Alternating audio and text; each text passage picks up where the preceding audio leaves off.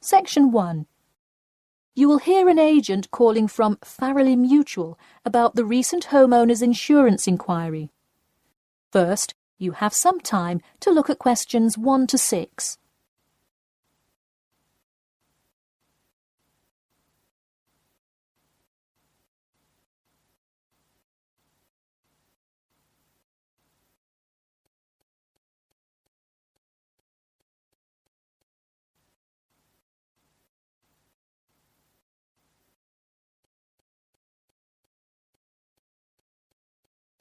You will see that there is an example which has been done for you. On this occasion only, the conversation relating to this will be played first.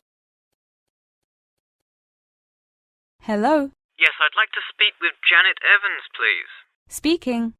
Hi, Miss Evans. This is Jim Rodriguez, calling from Farrelly Mutual about your recent homeowner's insurance inquiry. The man says that he'd like to speak with Janet Evans. So, Janet Evans has been written in the space. Now we shall begin. You should answer the questions as you listen, because you will not hear the recording a second time. Listen carefully and answer questions 1 to 6. Hello? Yes, I'd like to speak with Janet Evans, please. Speaking. Hi, Miss Evans. This is Jim Rodriguez, calling from Farrelly Mutual about your recent homeowner's insurance inquiry. Yes, hi. Thanks for returning my call. My pleasure. I understand you are potentially interested in insurance for a bungalow located a bit out of town. Could you give me the address? Sure, it's 49 Greenway Court. Greenway is one word. Thank you. All right, and would you prefer to be contacted via email or phone? Either one is fine. Maybe try emailing me first, and as an alternative, I can give you my phone number. Great, and what is your email address? pk2@cat.com. Did you say cat as in the animal? Yes, it is the acronym for the construction company I work for. I'm sure you've seen them around. Yes, I have, and could you give me your primary phone number and the best time to reach you? Sure. The number is 020-4251-9443. I am generally unable to answer my phone at work, but any time after 5:30 p.m. is fine. I will make a note of that here. Now, I'm going to ask you a little bit about property itself, so we can make an accurate estimate of the cost of insuring your home. Could you tell me the size of your house? Well, I don't have the exact measurements, but I'm pretty sure it's right around 80 square meters. Should I measure it and call you back later? No, that's completely all right. I'll write 80 square meters for now to get the estimate, and then an agent will come get the exact measurements later on if you decide to purchase our insurance. Okay, great. And what material is your house made of? For example, wood, brick, stucco? It's mainly brick. Great. That will give you a lower rate than most of the materials, since it is so strong. Wonderful. And do you have any sort of home security, Miss Evans? We don't have a fence or anything yet, but we have an alarm system that we use regularly. Good. Before you hear the rest of the conversation, you have some time to look at questions 7 to 10.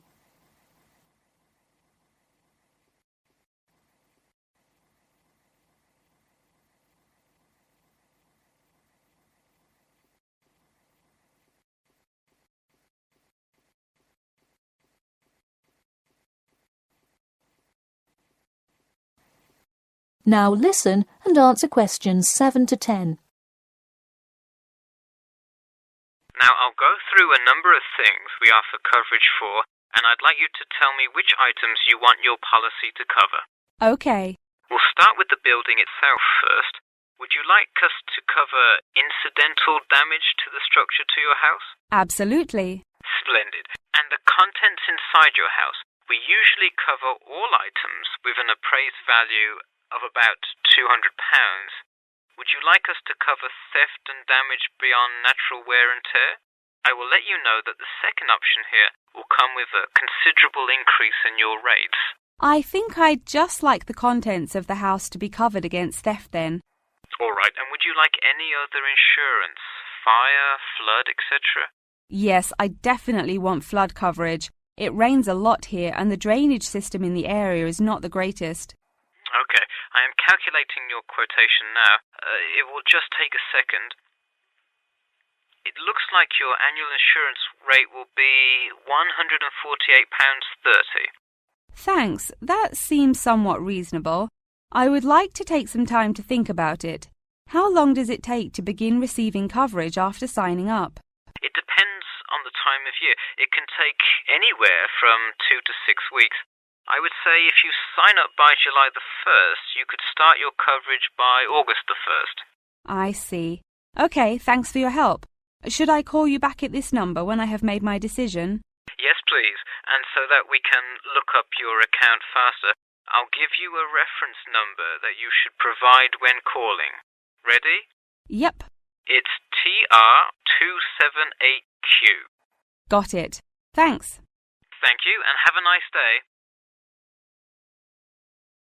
That is the end of section 1. You now have half a minute to check your answers.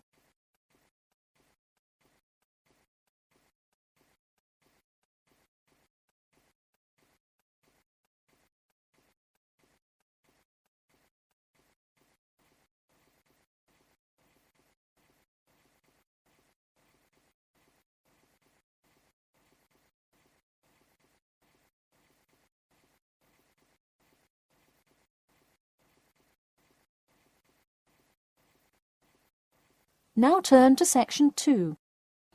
Section 2. You will hear a talk about a pool and outdoor venue created by some people. First, you have some time to look at questions 11 to 14.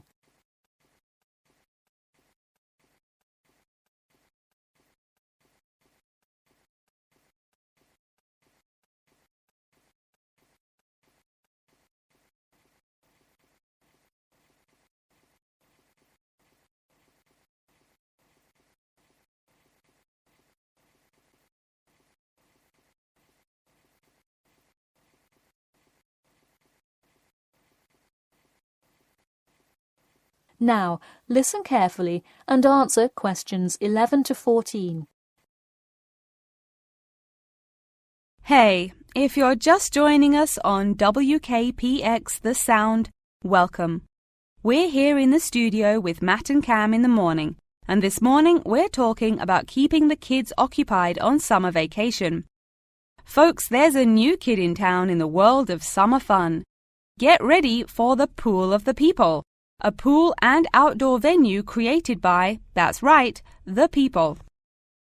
Scheduled to open in November, the ideas for everything from the design of the pool right down to the items sold in the snack bar have been decided upon by a sample of 1,050 members of the public. The public selected 2 top proposals from over a dozen created by renowned architect Ned Mosby, and the final design is truly something else. The pool is shaped like a fishbowl, sinking down into the ground. And there's, you guessed it, a real live fish tank in the center. It's certainly the center of attention in the Bridgewater area. Now, you are probably wondering how much an extravagance like this must cost, right? Well, have no fear. At just £15 for adults and £10 for kids, it's an affordable way to entertain the kids in those dog days of summer. The only problem now is the possibility that it will in fact become too popular. The pool is only so large, so swarms of people coming to enjoy it may cause quite a crowd in its first summer of opening. There will be an opening party for a select audience, and in line with the pool's mission, the people have decided on all the arrangements. They collectively decided on actress Rebel Wilson to host in the festivities scheduled for later this month, and even dictated the playlist by ranking their top 10 songs from a list of hundreds. There is some discrepancy, however, on the sculpture design for the foyer at the entrance. The people elected a jellyfish sculpture to greet entering visitors, but given last week's vicious attack by a box jellyfish on a local youth, coordinators fear it will bring too much fear to patrons.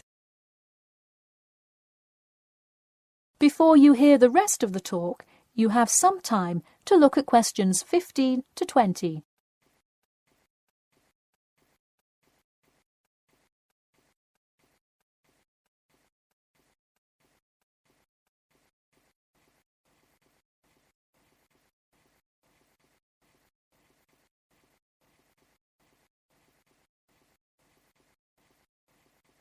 Now listen and answer questions 15 to 20. The theme of the clubhouse is set to be International Waters, with a different section representing each continent, designed by the legendary local artist Roberta Annuzzi. Representing Asia in the reception area will be a mosaic made up of prominent animals indigenous to the continent. A camel, a panda, and the Siberian white tiger, to name just a few. In the West Lounge, feel the cool, icy vibes of the transantarctic mountains of Antarctica. Makes you cold just thinking about it, doesn't it? Just seeing a wall with a mural of the glacial mountains is almost enough to cool you off on a December afternoon. Almost. Why not make the trip to the pool a social studies lesson at the same time? The theme in the ladies' lounge room for Africa may not be what you expected. A safari? Drum music? The Nile River? No. Did you know that Africa was home to the first jewelry? I sure didn't. By contrast, as you may expect, North America's theme for the card room is as modern, even futuristic as it gets. Annuzzi created for North America a sort of absurdist print, interestingly juxtaposing the moon landing of 1969 with an abstract depiction of humans living on Mars. Seems to me like an interesting commentary on the future of space exploration. And in the men's lounge room, the ancient forts of Sparta, Rome, Greece, and other European civilizations fittingly exhibit the strength and combatant characteristics of these societies.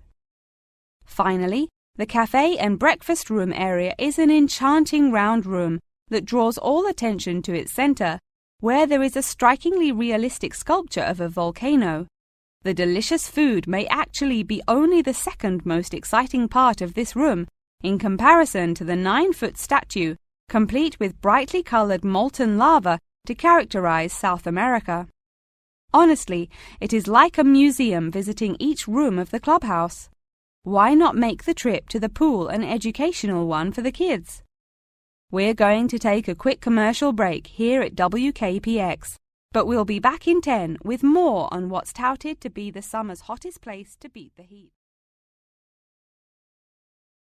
That is the end of section 2. You now have half a minute to check your answers.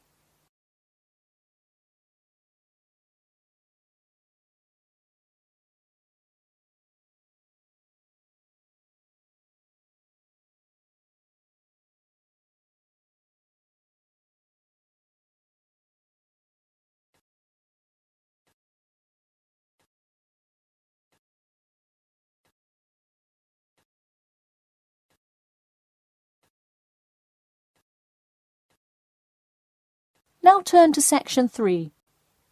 Section 3. You will hear two students called Jimmy and Kathy talking to their tutor about the current research paper. First, you have some time to look at questions 21 to 25.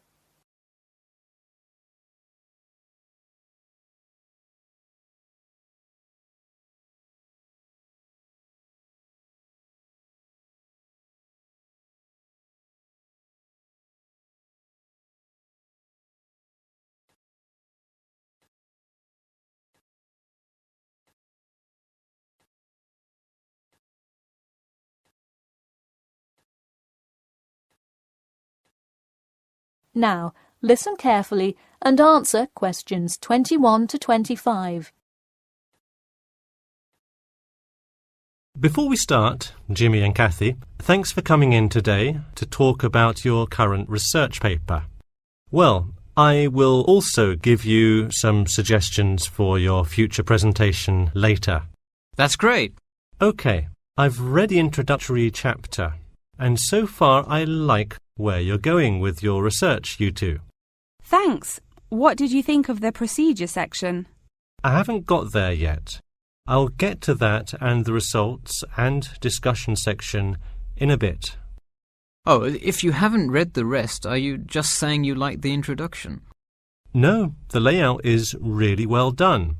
You have each section clearly marked and have the header and footer perfectly formatted, and your title page is right on the money. A lot of students have trouble with that one. To be honest, we did refer a lot to the example we received in class. That's good to do for spacing and layout, as long as you're not also copying the information. The background information is a little sparse, though. You may want to add to it. You think so? I was more worried about whether I had enough data. You definitely need more background information. I would think about finding some more online articles or doing more research in the campus library. That's a good idea. We can go tomorrow. I find it too tough finding the subject matter in the online journal database. I also like being able to flip through the physical journal, as opposed to trying to scroll down on a computer. Me too. Oh, I almost forgot. I've included all of my citations in the abstract, but could you help me with the bibliography? I should be using a bibliography, right? Not an appendix. Sure, I can help with that. Yes, for this type of scientific research paper, list all sources that you cite in the body of your paper in a bibliography. Go to the website I gave you last time to see the exact way to list each source. Okay, thanks. I'll do that. We still have a lot of things to fix up. Yeah, but there's a lot of good stuff here to work with. So enough about the paper. How is the presentation going? Well, it's all right. I'm going to go try out the new presentation software while Jimmy's working on the bibliography. Yeah, we are hoping to make an animation of an actual pump, but still have a lot to learn about how to do that. Before you hear the rest of the talk, you have some time to look at questions 26 to 30.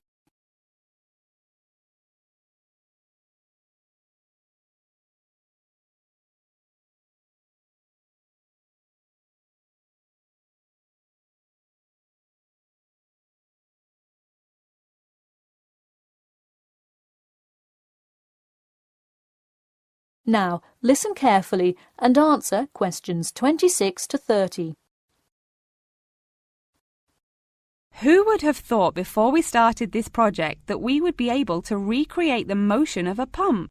This stuff is just so interesting. So glad to hear it. Yeah, I am glad I took engineering this semester. I would definitely like to keep up with it. You know, there's an organization called the Machine Engineer Society. You should look into joining it. You'd need to score well in your engineering class to qualify, but I think you can do it. Interesting. I will definitely check it out. I would really like to get in contact with some professionals in the engineering field to find out more. I don't really know anyone in the field now, though. I think if you keep meeting people in your classes and professors, you'll be able to get in contact with some really helpful people. Well said, Jimmy. If engineering pumps is something you both are specifically interested in, make sure you stay up to date on new developments. In fact, you could visit the local water treatment facility periodically to see what new developments are going on. That may be a good way to get some practical experience. Well, I don't think they would let you handle any equipment by just visiting the facility. If you really want to get your hands dirty, so to speak, I would recommend instead seeking a summer internship. Wow, you have so many helpful suggestions for getting a leg up. Now, if only you could tell me how to get my work published. Wouldn't that be nice? Well, honestly, all you really need to do is, once you have a dissertation, present it. Present it often and to many audiences, and once you get feedback, adjust it. You'll get published one day. Wow, this meeting has been truly inspiring. Thanks for your help. That is the end of section 3. You now have half a minute to check your answers.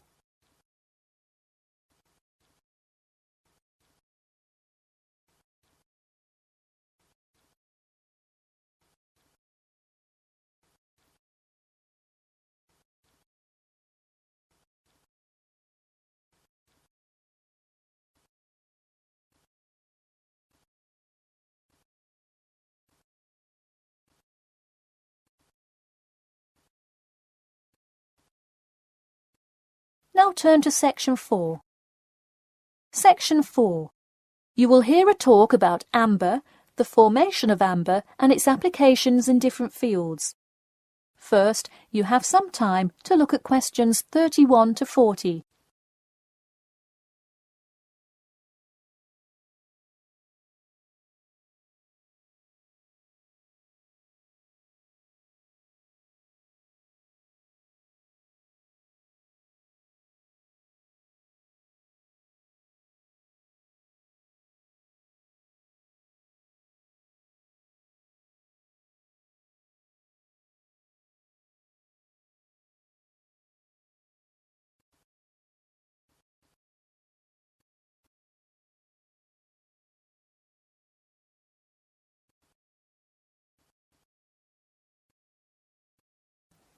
Now, listen carefully and answer questions 31 to 40.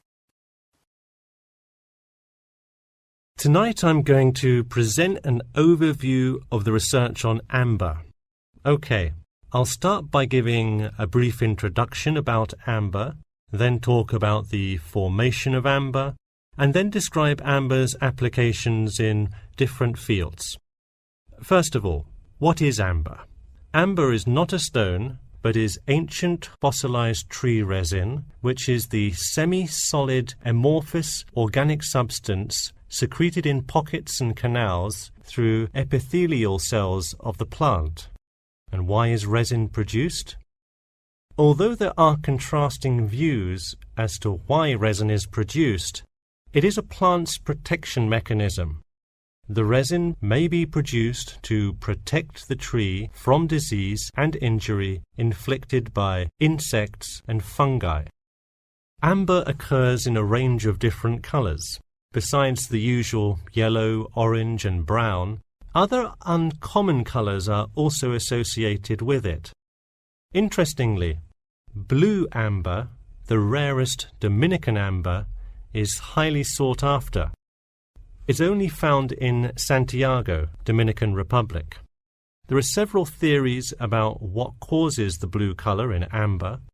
The most common one links it to the occurrence of volcanic dust that was present when the resin was first pressed out from Hymnaea protera millions of years ago. At this point, you might be curious about how amber is formed. Molecular polymerization resulting from high pressures and temperatures produced by overlying sediment transforms the resin first into copal. Sustained heat and pressure drives off terpenes and results in the formation of amber. Copal, that I've just mentioned, is also a tree resin, but it hasn't fully fossilized to amber. More generally, the term copal describes resinous substances in an intermediate stage of polymerization and hardening between gummier resins and amber.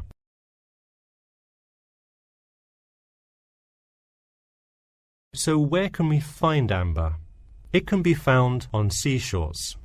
The main producer worldwide is Russia. In fact, about 90% of the world's available amber is located in the Kaliningrad region of Russia, which is located on the Baltic. Here, the resin is washed up on the coast after being dislodged from the ocean floor by years of water and ocean currents. However, exposure to sunlight, rain, and temperate extremes tends to disintegrate resin. This also indicates that amber is not really an ideal fossil preservative for most uses. We've already learned that amber is made of tree resin. It often includes insects that were trapped within the tree many millions of years ago. A piece with a visible and well-arranged insect is generally valued much higher than simple, solid amber. One Dominican amber source reported finding a butterfly with a 5-inch wingspread. This is both a large and unusual find, and most butterfly specimens have no more than a 2-inch wingspan. Inclusions in Dominican amber are numerous, 1 inclusion to every 100 pieces. Baltic amber contains approximately 1 inclusion to every 1,000 pieces. Now that you have a basic knowledge of amber, I'd like to talk a bit about amber's application in different fields. First, amber is appreciated for its colour and beauty. Good quality amber is used to manufacture ornamental objects and jewellery.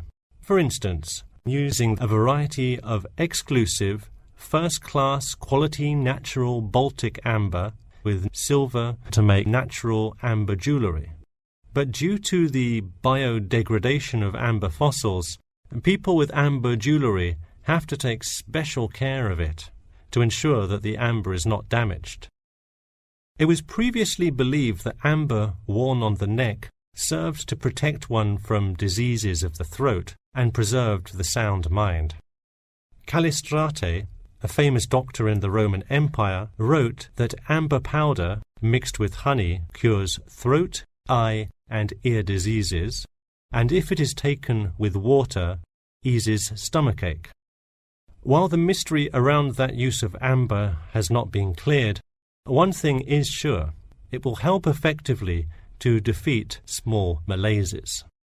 Amber has even been used as a building material. Amber created the altar in St. Brigida Church in Gdansk, Poland. In St. Petersburg, Russia, the walls of the famous Amber Room were lined with intricate carvings and inlaid designs.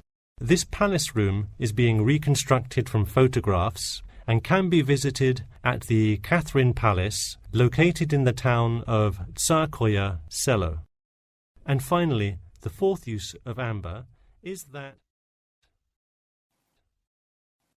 That is the end of section 4. You now have half a minute to check your answers.